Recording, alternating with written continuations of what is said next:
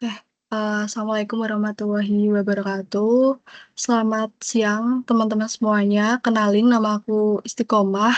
Aku dari Teknik Lingkungan angkatan 2022 yang bakal ngejelasin di video ini tuh terkait konsep perhitungan back filter itu gimana. Mungkin aku minta maaf banget kalau mungkin suaraku kurang jelas, karena emang aku agak sedikit flu ya. Oke, mungkin kita langsung aja. Nanti, bakalan aku jelasin konsep perhitungannya dulu. Di buku panduan udah ada kan. Nah, nanti baru kita masuk langsung ke soalnya. Oke, untuk konsep perhitungan back filter sendiri yang harus kita lakukan yang pertama itu kita, mengumpulkan data yang diperlukan tuh apa aja. Terus kemudian yang kedua kita baru dapat menghitung jumlah kantongnya. Nah, dalam menghitung jumlah kantong ini tuh ada 2 tahapan nih. Yang pertama menghitung total plot area itu berapa, sama menghitung luas tiap kantongnya. Kemudian di tahap ketiganya kita baru masuk ke desain backfilter-nya, yaitu, kita bisa menggambarkan tampak atas backfilter sama menentukan bahan kantong yang sesuai. Kemudian, yang keempat kita dapat menentukan konsentrasi outlet. Jadi kayak ketika suatu udara itu masuk, terus udah diproses sama back filter, nanti dia tuh keluarnya tuh berapa, nanti kita bisa ketahui di sini. Terus aku juga mau ngasih, informasi gitu ya, jadi kalau back filter itu, dia tuh di suatu perusahaan tuh tidak hanya punya satu, karena dulu waktu aku di semester 4 ketika belajar back filter itu aku kira tuh kayak misalnya satu perusahaan nih ya, dia punya alat pencemaran udara tuh back filter itu tuh ya udah semua proses itu masuk. Ternyata tuh enggak. Jadi kayak setiap titik yang memang membutuhkan back filter itu bakalan dipasang back filter. Nah, untuk, perbedaannya tuh apa tiap titiknya, ya tinggal tergantung, gas masukannya tuh besar atau enggak. Kalau misal kecil ya berarti ukuran back filter-nya tuh kecil, tapi kalau misal emang prosesnya kompleks, nah maka yang membedakan itu di ukurannya. Makin kompleks, prosesnya sama gas yang masuk itu makin banyak, nanti ukuran dari back filter-nya tuh makin besar. Oke, kemudian lanjut yang pertama, berikut data yang diketahui dari back filter pada suatu industri semen yang akan digunakan dalam melakukan perhitungan ya. Oke, mungkin, aku di sini mau menggunakan industri semen aja karena emang, KP aku di sana, jadi mungkin kurang lebih aku lebih paham back filter yang digunain di industri semen. Nah, ini buat data-datanya, itu ada, jenis back filternya, kemudian jumlah kompartemennya, diameter kantong, panjang kantong, laju alir, kemudian temperatur saat operasi itu berapa, efisiensi desainnya, kemudian ada input barometernya. Nah, di sini kita akan menentukan, yang pertama kita bakalan nentuin, total kantong back filter-nya itu berapa, kemudian konsentrasi outlet alat back filter-nya itu berapa, terus ada gambar tampak atas back filter yang telah diketahui jarak antar kantongnya itu 15 sentimeter, sama yang terakhir itu bahan back filter yang sesuai. Nah, yang pertama, di tahap pertama kan kita kan, menentukan total kantong back filter. Sebelum kita sampai ke kantong, kita tuh harus menghitung total plot areanya atau area kotor yang bakal dirintangi sama partikel-partikel itu tuh sebenarnya tuh berapa sih. Nah, di sini ada rumusnya itu, laju alir dibagi sama filtration velocity. Nah, nilai filtration velocity ini tuh dapat dipilih berdasarkan jenis back filter.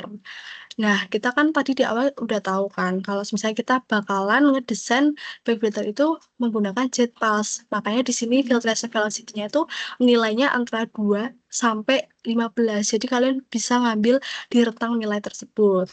Kemudian masukin aja rumusnya karena nilai Q-nya kan udah diketahui di data ya. Jadi tinggal dihitung aja, kemudian kita dapat menentukan luas yang dibutuhkan tiap kantongnya dengan rumus pi dikali diameter kantongnya dikali sama panjang kantongnya tuh berapa. Udah dapet kan nilai luas tiap kantongnya. Kemudian kita di tahap ketiga, kita tuh dapat menghitung jumlah kantong yang dibutuhkan dalam back filter dengan rumus total grass cloth area dibagi sama luas satu kantongnya. Nah, di sini tuh ada catatan yang perlu kita perhatikan. Nanti hasilnya ini, jumlah kantongnya itu, apabila dia koma, itu harus dibulatkan ke atas. Bahkan semisal pun dia 170,1, kita harus bulatnya ke 170 satu. Pokoknya intinya pembulatannya tuh ke atas. Karena kan nggak mungkin ya kalau misalnya ngehitung suatu kantong itu nggak mungkin berkurang. Lebih baik kan di apa ya, ditambahkan aja. Nah, kemudian kompartemen yang dibutuhkan tuh kalau bisa tuh ganjil. Nah, kita di awal kan udah sesuai ya karena kita mau ngedesain buat 5 kompartemen. Nah, kemudian kita dapat ngitung jumlah kantong yang dibutuhkan tiap kompartemen tuh berapa sih. Jadi di sini ada rumusnya tuh jumlah kantong. Jadi hasil perhitungan sebelumnya dibagi sama jumlah kompartemen 5. Kita kompartemen itu 5. Nah, sehingga di sini kita dapat tahu nih untuk satu kompartemen tuh dia tuh berisi berapa kantong sih. Nah, kemudian dikarenakan dalam perancangan ini dibuat cadangan satu kompartemen yang berfungsi untuk proses pembersihan secara kontinu, maka total kantong pada perencanaan backfilter ini yaitu, nah jadi gini, kan kita kan perencanaannya tuh 5 kan, 5 kompartemen. Tetapi karena kita mau ngerancang bahwa satu kompartemen itu untuk cadangan ketika ada pembersihan atau ketika ada maintenance, maka jumlah total kompartemennya tuh kan jadinya kan 6. Nah, jadi nanti hasil yang di sini nih, kantong per kompartemen ini dikali 6. Jadi kita mengetahui berapa sih total kantong backfilter di desain yang kita rancang. Nah, kemudian udah kan, habis itu kita dapat menentukan konsentrasi outlet alat backfilter. Nah, di sini yang pertama nih, kita menghitung beban emisi setelah alat. Beban emisi itu input di data yang awal harusnya udah diketahui ya, terus habis itu dikurangi sama persen efisiensi dari suatu backfilter itu klaim dari perusahaan pembuatnya itu berapa, dikali sama beban emisi nanti kita dapat outletnya berapa. Habis itu kita cari konsentrasi outletnya dengan rumus beban outlet yang hasil yang sebelumnya dibagi sama laju alir yang ada di data. Kita mendapatkan konsentrasi outletnya. Nah, selanjutnya di sini ada disuruh untuk menggambar tampak atas backfilter dengan ketentuan jarak antar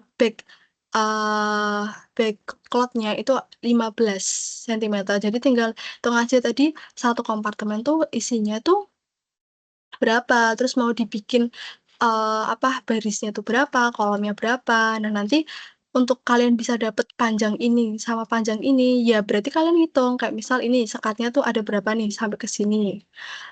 Terus dikaliin sama 15 cm, terus nanti ditambah jumlah dari si backfilternya tuh ini panjang berapa. Nanti kalian dapat panjangnya ini berapa, panjangnya berapa. Terus dikasih keterangan bahwa di kompartemen itu sebagai cadangan.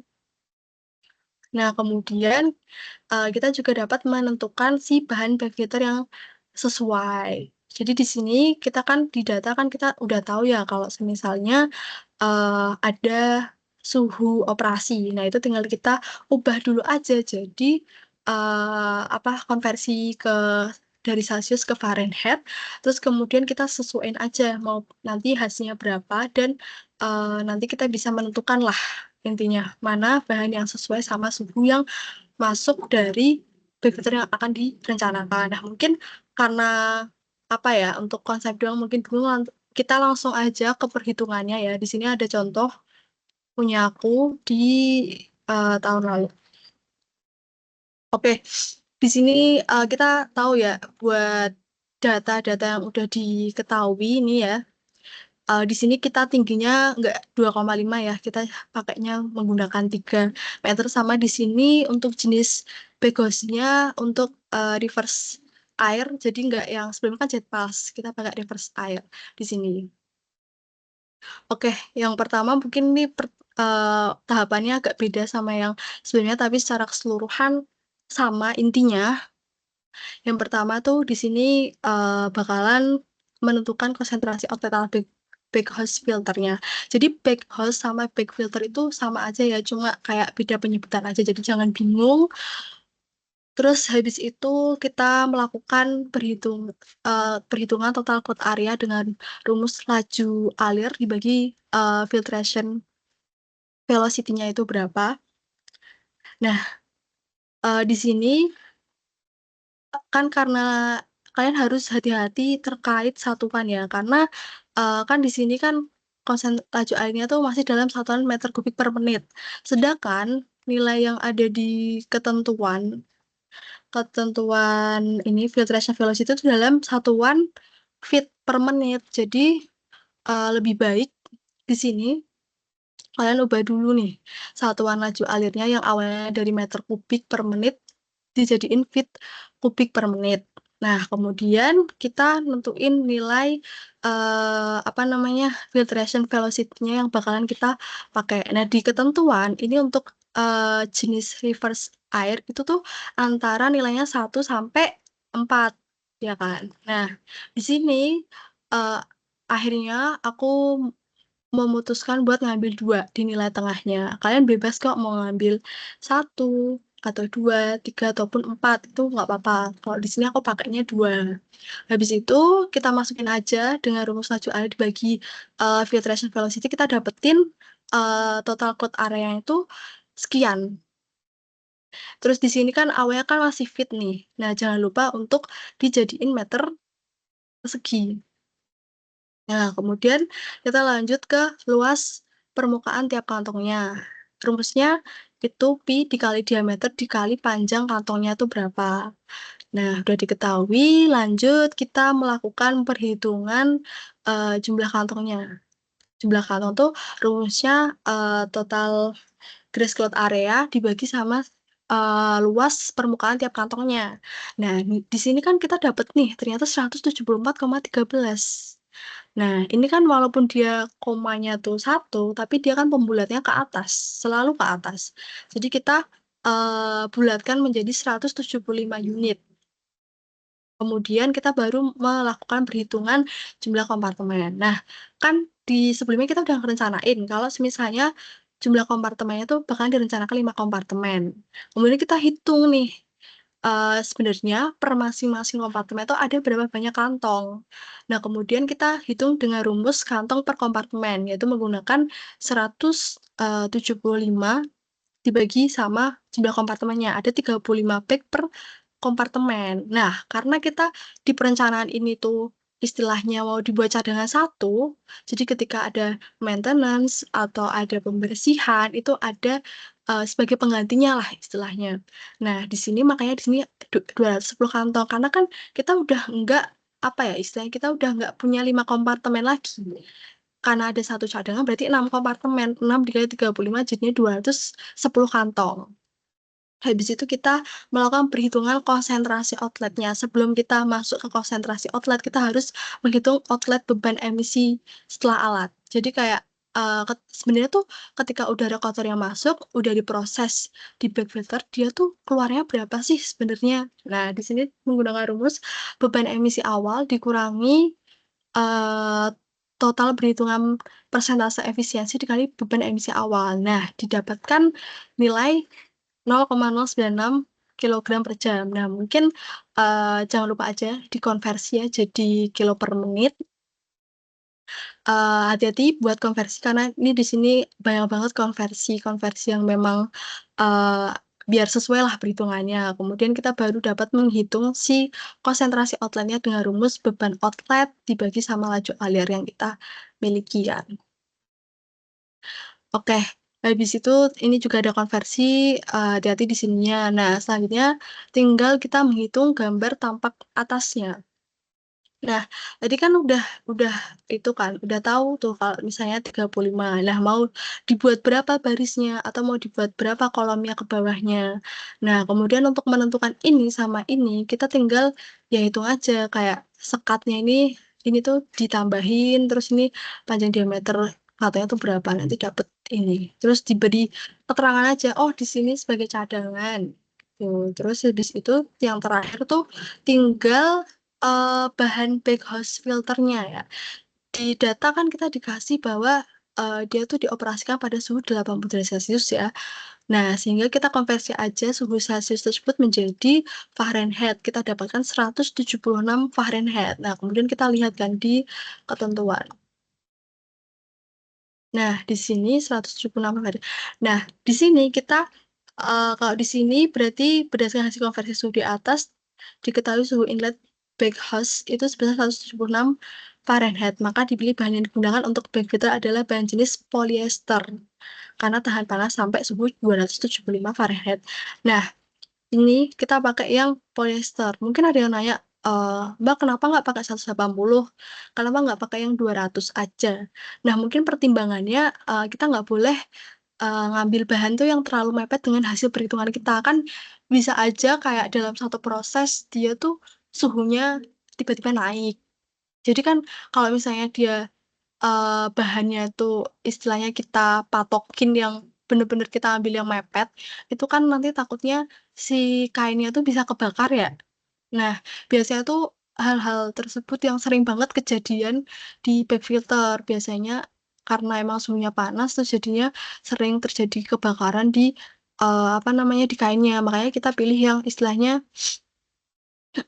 itu, apa, agak jauh lah, sama kayak kita perhatiin aja kayak dia tuh ketahanannya terhadap kandungan-kandungannya. Karena di, tugas di semester 4 dulu aku tuh dapet industri semen gitu kan. Nah mungkin, akhirnya kita, udah nentuin hal-hal ini, akhirnya kita pilihlah, yang polyester. Oke mungkin, dari aku cukup sekian, aku mohon maaf apabila ada salah kata, terus mungkin, semisal ada yang kurang jelas, aku mohon maaf. Mungkin sekian dari aku tutup.